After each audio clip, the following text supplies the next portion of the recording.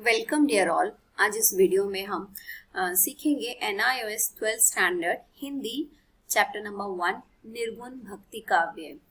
तो इससे पहले मैंने 2 वीडियो बनाए हैं जिसमें मैंने कबीर दास की ने जो इस पाठ में सिखाया है, उन्होंने गुरु के महत्व के बारे में हमें समझाया है और जयसी ने हमें प्रेम के महत्व को समझाया है। साथ ही साथ उन्होंने बताया कि हमारा जीवन जो है कुछ ही समय का है और कुछ ही पल में ये राख का ढेर हो जाता है। तो उन्होंने प्रेम के महत्व को समझाया है।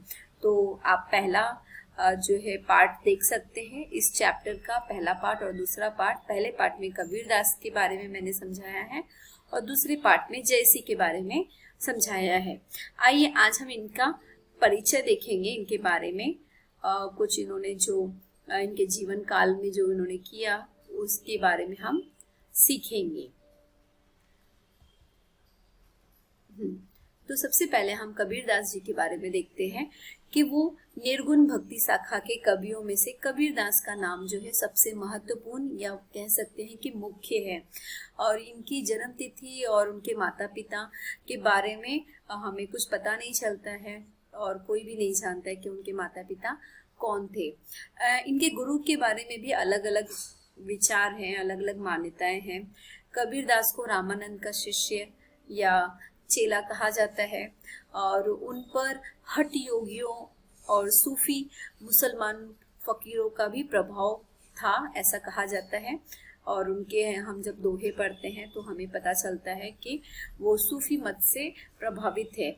कबीर की साधना पद्धति में कई पद्धतियों का मेल दिखाई देता है। जैसे आचार्य रामचंद्र शुक्ल के अनुसार उन्होंने ब्रह्मवाद के साथ सूफियों के भावनात्मक रहस्यवाद को और हठ योगियों के साधनात्मक रहस्यवाद और वैष्णवों के अहिंसा वाद का मेल करके अपना पंथ खड़ा किया था। तो ये सारी चीजों को उन्होंने समझा जाना और उसके बाद उन्होंने अपना पंथ खड़ा किया। और कबीर की जो वानियां हैं उनका एक संग्रह है जिसे बीजक कहा जाता है, वो बहुत ही प्रसिद्ध है। इसके 3 भाग हैं, साखी, सबद और रमेनी।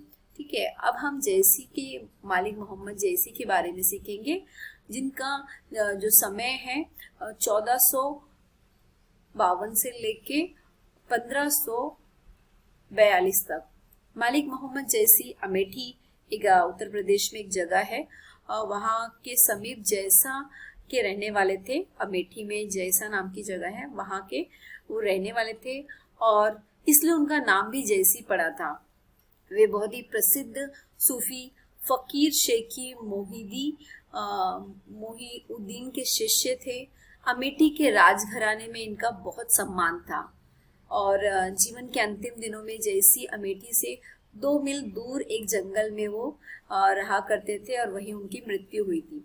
जयसी की प्रसिद्धि का मुख्य आधार उनका प्रबंध काव्य पद्मावत था और पद्मावत में प्रेम गाथा, जैसे मैंने बताया कि इस पाठ में उन्होंने प्रेम के महत्व को समझाया है।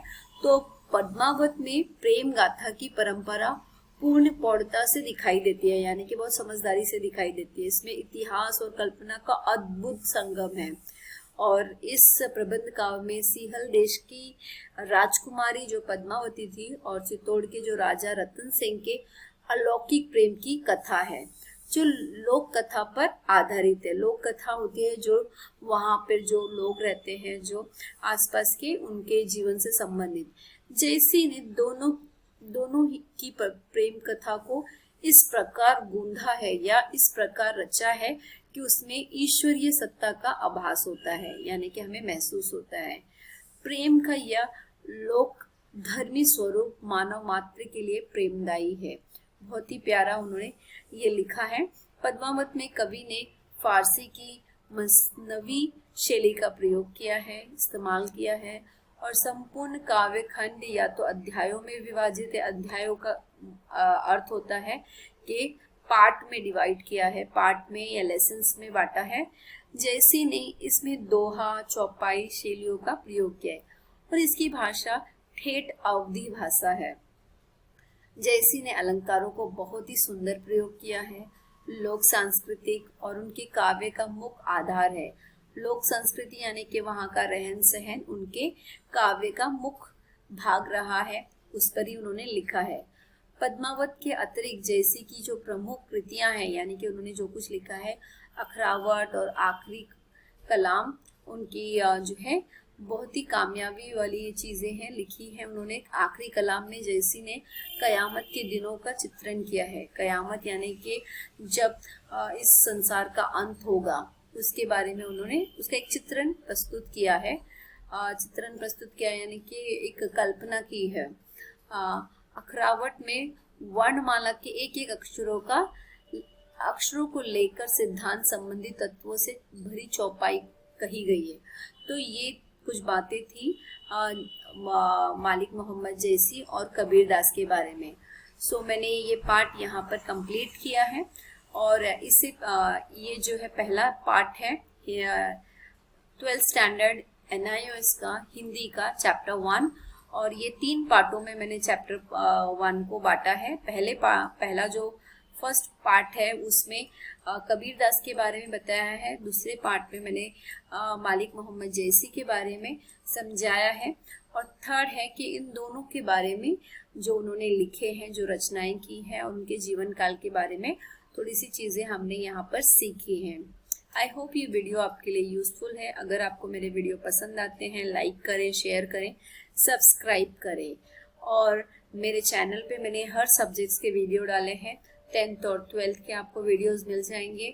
प्लेलिस्ट में आपको जाना है। अगर आप 12th स्टैंडर्ड के स्टूडेंट हैं तो प्लेलिस्ट में आपको 12th स्टैंडर्ड के Hindi, business study, home science, English, ये सारे वीडियोस आपको मिलेंगे। अगर आप 10th के हैं तो 10th के भी प्लेलिस्ट में आपको सारे वीडियो मिल जाएंगे। सोशल साइंस के, English, data entry, home science, सारे वीडियोस मिलेंगे। आप जो है वहाँ पर जाके देख सकते हैं। Thank you.